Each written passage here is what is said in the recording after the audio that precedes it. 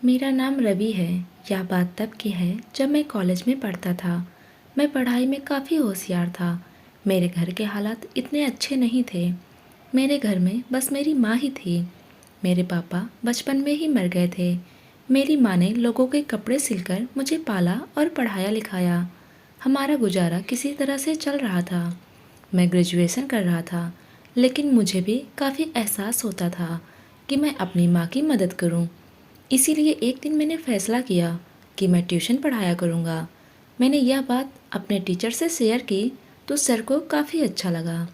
उन्होंने मुझे काफ़ी सपोर्ट भी किया था, जिसकी वजह से मैं ट्यूशन पढ़ाने लगा।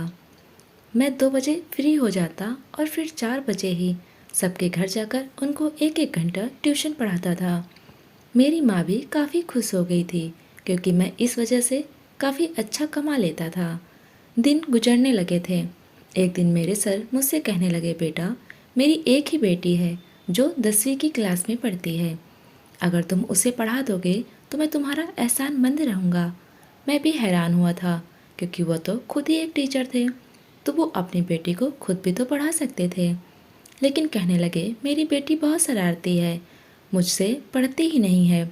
अगर तुम मेरी बेटी को पढ़ा दोगे तो तुम्हें काफ़ी अच्छे पैसे भी दे दिया करूँगा। उनकी बात सुनकर मैं भी खुश हो गया था, क्योंकि मैं जानता था कि सर काफ़ी अमीर हैं। वो प्रोफेसर थे। वो अपना एक ऑनलाइन बिजनेस भी करते थे, जिसकी वजह से वह मुझे काफ़ी अच्छी फीस दे सकते थे। मैं ट्यूशन पढ़ाने के लिए राजी हो गया था। मैंने कहा, 1-2 दिन में मैं आपके घर आ जाऊंगा। लेकिन सर इस रोज़ ही कहने लगे, बेटा, तुम आज से ही आ जाना। जैसे ही मेरी छुट्टी हुई तो मैं सर के साथ उनके घर चला गया। उन्होंने मुझे ड्राइंग रूम में बिठाया और कहने लगे, मैं अभी अपनी बेटी को भेजता हूँ। मैं 3-4 मिनट इंतज़ार करने लगा। कुछ ही देर बाद उनकी बेटी जैसे ही ड्राइंग रूम में आई तो उसको देखकर मैं हैरान हो गया, क्योंकि वह तो बहुत ही खूबसूरत थी। फिर मैंने पढ़ाना शुरू किया। उसके बाद मैंने उससे कहा कि आज के लिए इतना ही काफ़ी है। यह कहकर मैं घर चला आया। लेकिन मेरा दिमाग अभी भी इसी लड़की के बारे में सोच रहा था। उस लड़की का नाम प्रिया था। प्रिया बहुत ही खूबसूरत थी। उसे देखकर लग ही नहीं रहा था कि वह शरारती भी हो सकती है। पर अगले दिन मैं हैरान हो गया, क्योंकि मैं बिना बताए प्रिया के घर चला गया था। जब मैंने प्रिया को देखा तो वह छोटी सी ड्रेस में थी। वह अपने दोस्तों के साथ खेल रही थी। मैंने उसे बस एक ही नज़र देखा था, लेकिन उसने जैसे ही मुझे देखा जल्दी से अंदर चली गई। कुछ ही देर बाद मेरे पास पढ़ने के लिए आई। तब उसने थोड़ी लॉन्ग टी शर्ट डाली हुई थी। इससे पहले तो उसने बहुत ही छोटी टॉप पहन रखी थी। कहने लगी, कल मेरा टेस्ट है। मैंने उसे टेस्ट की तैयारी करवाई। वह मुझसे कहने लगी, सर, मुझे बायोलॉजी बहुत मुश्किल लगती है। मैं अच्छे नंबर तो नहीं ला सकती, लेकिन पास हो जाऊंगी। उसके बाद पर मैं हैरान हो गया था। इससे पहले कि वह रो देती, मैंने उससे कहा, चलो ठीक है, लेकिन अगर तुम फेल हो गई तो वो कहने लगी कि आप मुझे कोई भी सज़ा दे सकते हैं, मुझे मंजूर होगी। मैंने कहा, ठीक है, अगर तुम फेल हो गई तो मैं तुम्हें सज़ा दूंगा। अब मैं इसका इंतज़ार करने लगा कि वह कब टेस्ट में फेल हो जाए, मैं उसे कोई सज़ा दे सकूं। ना जाने क्यों मुझे प्रिया को तंग करने में काफ़ी मज़ा आ रही थी। फिर अगले दिन भगवान ने मेरी सुन ली और वह टेस्ट में फेल हो गई। मेरा दिल खुशी से उछलने लगा था, लेकिन मैं बनावटी गुस्सा अपने चेहरे पर सजाए और प्रिया से कहने लगा कि तुमने क्या कर दिया? मैंने तुम्हें इतनी अच्छी तैयारी करवाई थी, लेकिन तुम टेस्ट में फेल हो गई। वो कहने लगी, सर, आप मुझे जो सज़ा दें मुझे मंजूर है। मुझे पढ़ाया हुआ सब भूल गया था, मैं क्या करती? मुझे बायोलॉजी बहुत मुश्किल लगती है। वह बहुत मासूमियत से मुझसे कह रही थी। मैंने कहा, कल तुमसे क्या कहा था मैंने? कहने लगी, आपने यही कहा था कि अगर मैं टेस्ट में फेल हो गई तो आप मुझे सज़ा देंगे। मैंने उससे कहा, ठीक है, फिर क्या सज़ा चाहिए? वो कहने लगी, मुझे जो भी सज़ा दे मंजूर है। उसकी मासूमियत और खूबसूरती पर मेरा दिल फिदा हो गया था। मैंने एक नज़र उसके ऊपर डाली थी। वह दोनों के अलावा कोई भी मौजूद नहीं था। मेरे साथ इतनी खूबसूरत लड़की मौजूद थी और उसकी सुंदरता को देखकर मेरा दिल बहलने लगा था। अजीब अजीब से ख्याल आ रहे थे। मेरे ऊपर शैतान हावी हो रहा था। मैंने उसे धीरे से कहा, तो फिर ठीक है, मेरे पास आओ, मैं तुम्हें सज़ा देना चाहता हूँ। प्रिया बहुत ही मासूम थी। वह मेरी बात मान गई और मेरे पास आकर बैठ गई। मैंने उससे पूछा, तुम कितने साल की हो? वो कहने लगी, वह तो 15 साल की है। वह 15 साल की थी और मैं 21 साल का था। मैंने उससे कहा, मैं तुम्हें कोई भी सज़ा दूंगा तो क्या तुम अपने घर वालों को वह सज़ा बता दोगे? वो कहने लगी, नहीं सर, मैं अपनी सज़ा क्यों बताऊंगी? अगर ऐसा किया तो पापा मुझ पर ही गुस्सा होंगे, क्योंकि मैं आपके पढ़ाने के बावजूद अपनी पढ़ाई पर ध्यान नहीं दे पाई। इसलिए मैं वह सज़ा किसी को भी नहीं बताऊंगी। मैं खामोश हो गया था। उसका गुलाबी गालों को देखकर मेरा दिल चाहा उसे बाहों में भरकर चूम लूं, लेकिन मेरा दिल यह कहने से इनकार कर रहा था। कहीं न कहीं मेरी माँ की दी हुई परवरिश ने मुझे रोक लिया था। इसलिए मैंने फैसला कर लिया और उससे कहा कि नहीं, मैं आज तुम्हें कोई भी सज़ा नहीं दूंगा, लेकिन अगर आइंदा तुमने किसी भी टेस्ट में इस तरह कोई भी गलती की और फेल हो गई तो मैं तुम्हें सज़ा ज़रूर दूंगा। चलो आज के लिए माफ़ कर देता हूँ। तो वह खुश हो गई और वापस पढ़ने लग गई।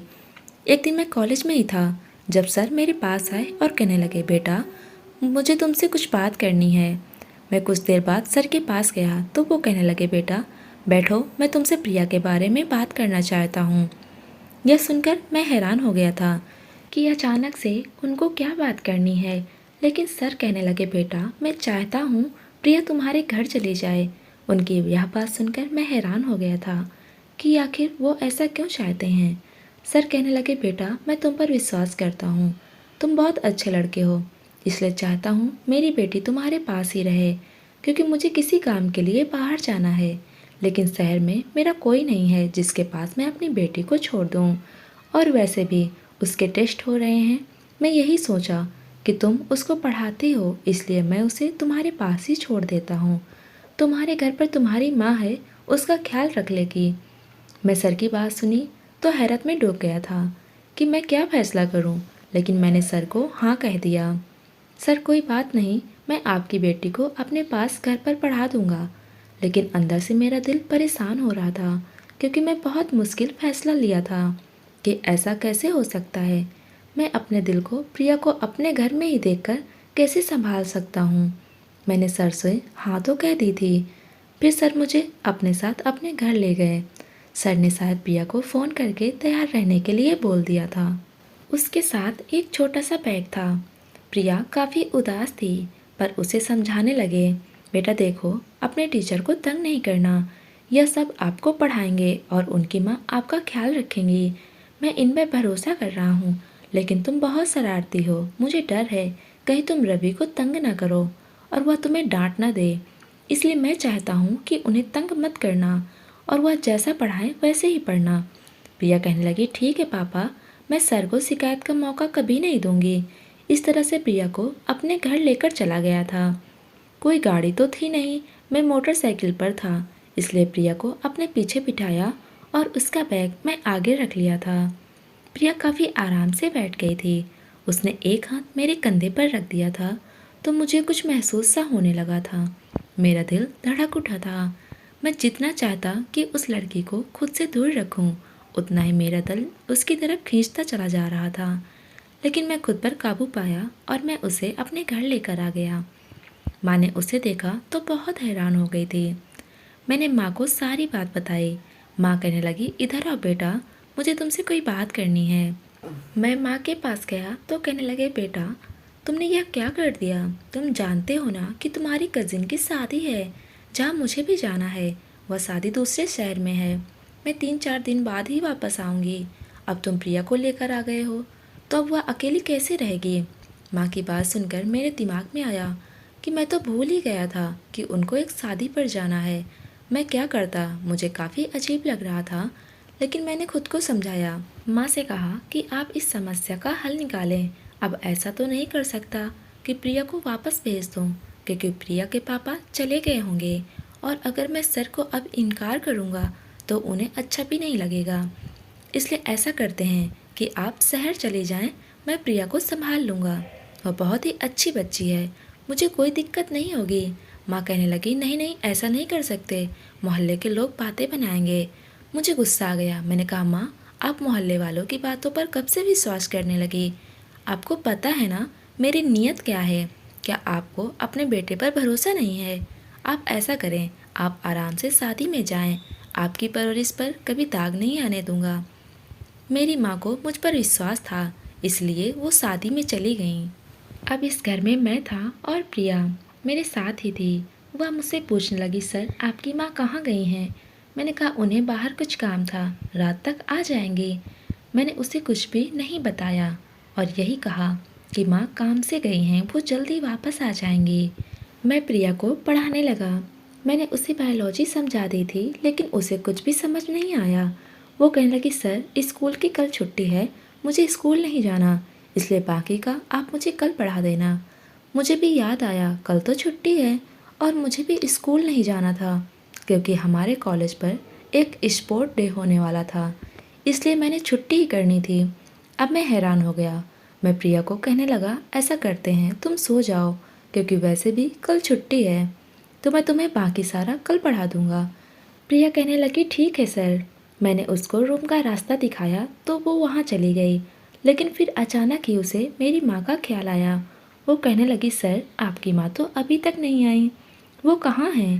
मैंने उसे बहाना बनाया और कह दिया कि माँ रात को आ जाएंगी, वह बस पास में ही हैं और बहुत जल्द आ जाएंगी। उसे मेरी बात पर विश्वास था, लेकिन अंदर से मैं भी परेशान हो गया था, क्योंकि अब मुझे लगने लगा था कि मुझे ऐसा नहीं करना चाहिए था, मुझे उससे झूठ नहीं बोलना चाहिए था। लेकिन मैं मजबूर था, मैं नहीं चाहता था कि प्रिया को पता चले कि इस घर में हम दोनों अकेले हैं और उसके दिल में मेरे लिए बदगुमानी पैदा हो जाए। वह अपने रूम में जाकर लेट गई तो मैं भी अपने रूम में आ गया था। मैं गहरी नींद में था कि तभी मुझे ऐसा लगा जैसे अचानक आधी रात को मेरे रूम का दरवाज़ा खुल गया हो। मेरे रूम में अंधेरा था। मुझे ऐसा महसूस हुआ जैसे कोई मेरे बिस्तर पर आकर लेट गया हो। यह देखकर तो मेरे होश ही उड़ गए थे। अचानक मुझे प्रिया का ख्याल आया। मैं जल्दी से अपने रूम में मौजूद लाइट ऑन कर दी, लेकिन जैसे ही मेरी नज़र प्रिया पर गई तो मैं हैरान रह गया था। मेरे बिस्तर पर प्रिया लेटी हुई थी। मैंने कहा, प्रिया यह क्या हरकत है? तुम यहाँ पर क्या करने आई हो? अपने कमरे में जाओ। वो कहने लगी, सर बुरा मत मानना, लेकिन मुझे अंधेरे में और अकेले घर में सोने की आदत नहीं है। मैं कभी अकेली नहीं सोई हूँ। जब भी सोती हूँ पापा के रूम में ही सोती हूँ। मैंने अपना बेड पापा के रूम में ही लगा रखा है, और अगर मैं गलत नहीं हूँ तो मैं यह भी जानती हूँ कि इस घर में मेरे और आपके अलावा कोई भी मौजूद नहीं है। लेकिन मैं क्या करूँ, मुझे अकेले घर में डर लगता है। मैं अकेली नहीं सो सकती, इसलिए मैं आपके पास सोऊंगी। मैंने उसकी बात सुनी तो उसके पागलपन पर मेरा जी चाहा उसका सर दीवार पर मार दूँ। मैंने कहा, प्रिया तुम इतनी छोटी भी नहीं हो, तुम तो जानती हो ना हम दोनों एक रूम में नहीं रह सकते। क्या अब यह भी मुझे ही समझाना पड़ेगा? वो कहने लगी, मैं जानती हूँ, लेकिन मैं क्या करूँ, मैं मजबूर हूँ। मैं भी अकेली नहीं सो सकती। मैं बहुत देर से अकेले रूम में सोने की कोशिश ही कर रही थी, लेकिन मुझे नींद ही नहीं आ रही थी। मैंने सोचा चुपचाप आपके पैरों की तरफ जाकर सो जाऊंगी, लेकिन अकेले कमरे में नहीं सोऊंगी। यह कहकर वह रोना शुरू कर चुकी थी। उसकी आवाज़ मुझे अंदर तक बेचैन कर रही थी। मैंने जल्दी से कहा, अच्छा चुप हो जाओ, मैं कोई हल निकालता हूँ। लेकिन मुझे कोई हल नज़र नहीं आ रहा था, इसलिए मैंने फैसला किया। एक कंबल निकालकर मैं वही कमरे में नीचे सो गया और उसे बेड पर सोने के लिए बोल दिया। मैं अंदर ही अंदर खुद को कोस रहा था। मेरे दिमाग में यह बात क्यों नहीं आई कि माँ शहर से बाहर जा रही हैं, वह घर पर नहीं होंगी, तो मैं कभी भी प्रिया को अपने पास नहीं लाता। लेकिन अब प्रिया सो चुकी थी, जबकि मुझे नींद ही नहीं आ रही थी। ऊपर से प्रिया के सोने का ढंग मुझे और भी परेशान कर रहा था। एक तो वह बहुत ही खुले नाइट सूट में थी, ऊपर से कंबल भी नहीं ओढ़ रही थी। पूरा कंबल उतार के फेंक दिया था और बेड पर फैलकर सोई हुई थी। बार बार मेरी नज़र उसके ऊपर पड़ रही थी और मेरे दिल के जज्बात बेकाबू हो रहे थे। मैंने जैसे तैसे खुद पर काबू किया, लेकिन मैंने सोच लिया था अब आगे क्या करना है। अगले दिन मुझे काफ़ी गुस्सा आ रहा था। प्रिया जल्दी उठ गई थी, उसने लाइट ऑन कर दी थी। मैंने उसे गुस्से से कहा, यह क्या हरकत है? खैर जैसे तैसे दिन चढ़ा और मैं प्रिया को पढ़ाने के लिए बैठाया। उसे एक टॉपिक बार बार याद करने को कहता था, लेकिन वह हर बार भूल जाती थी। तो गुस्से में मैंने उसे एक चांटा भी मार दिया। वह अपना गाल पकड़े हैरत से मुझे देख रही थी। मैंने यह चांटा जानबूझकर मारा था ताकि रात को वह मेरे करीब फिर से सोने न आए। मैं नहीं चाहता था कि जज्बात उभर कर मैं कोई गलत कदम उठा लूं। प्रिया भी समझ गई थी। बड़ी बड़ी आंखों में आंसू भरकर कहने लगी, ठीक है, मैं अब आपको कभी तंग नहीं करूंगी, मैं वापस अपने घर चली जाती हूँ। लेकिन मैं भी मजबूर था, मैं उसे वापस नहीं भेज सकता था। 3 दिन ऐसे ही गुजर गए थे और चौथे दिन सर वापस आ चुके थे और प्रिया भी अपने घर जा चुकी थी। लेकिन प्रिया ने अपने पापा को सब बता दिया था। सर ने मुझसे कुछ भी नहीं कहा, वह तो बल्कि शर्मिंदा थे और कहने लगे कि मैं माफ़ी चाहता हूँ, मैं जानता था कि मेरी बेटी शरारती है, वह कोई ऐसी हरकत जरूर कर देगी। मैंने सर को कहा, कोई बात नहीं, मैं जानता हूँ प्रिया अभी छोटी बच्ची है, नादान है, उसे समझ नहीं थी, इसलिए मैंने उसे इजाज़त दे दी थी।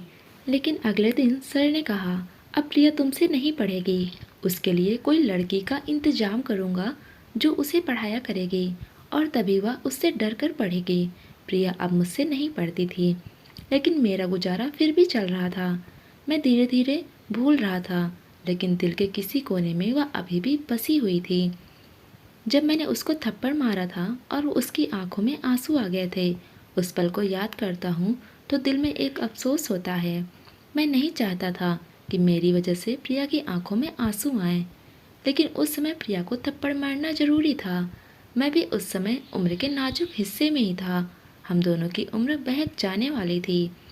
अगर उस समय मैं कुछ गलत कर जाता तो जिंदगी भर खुद को कोसता रहता और ना ही अपनी माँ से नज़र उठाकर बात कर पाता।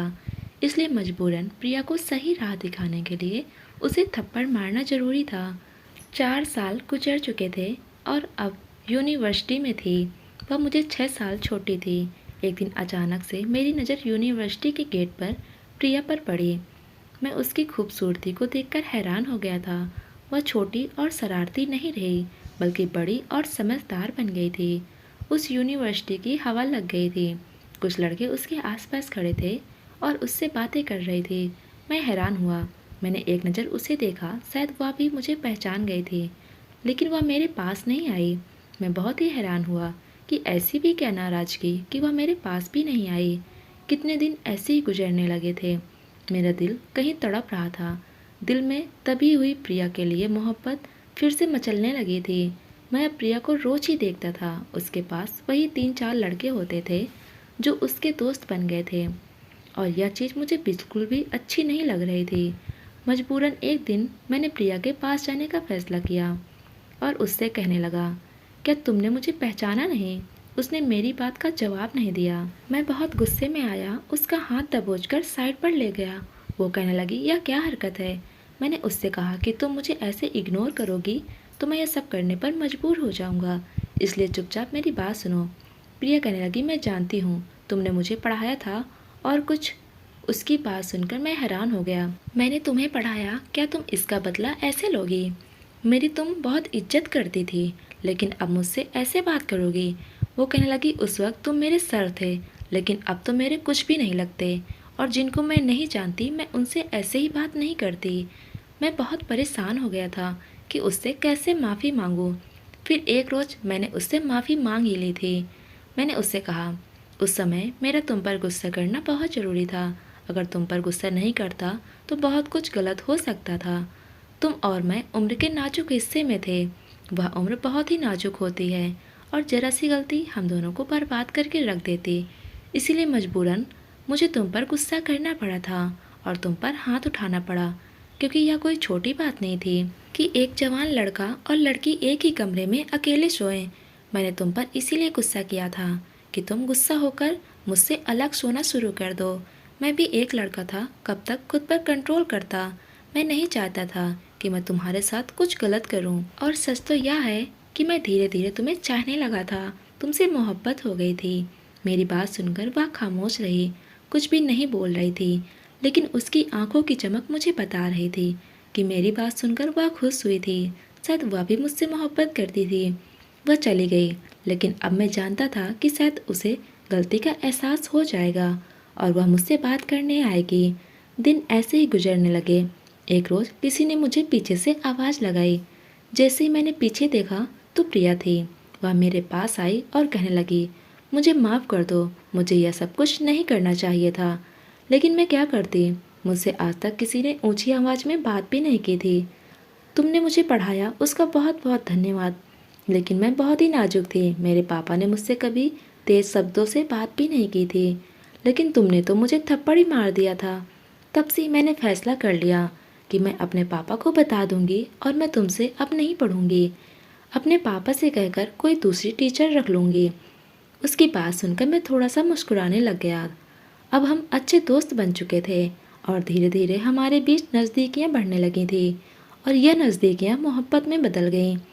मैंने प्रिया से मोहब्बत का इजहार किया और उसने भी हाँ में जवाब दिया और अब हम लोगों ने शादी का फैसला किया।